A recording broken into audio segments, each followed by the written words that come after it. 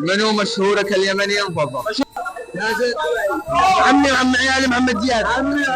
يا ظنا يا صاحبي أنا حيا لها صداقة وإحنا لبعضنا. طيب من هو مشهورك اليمني المفضل؟ مشهور اليمني المفضل العباد. احبك يا صاحبي من وانا لسه بحبي. من هو مشهورك اليمني المفضل؟ قرني.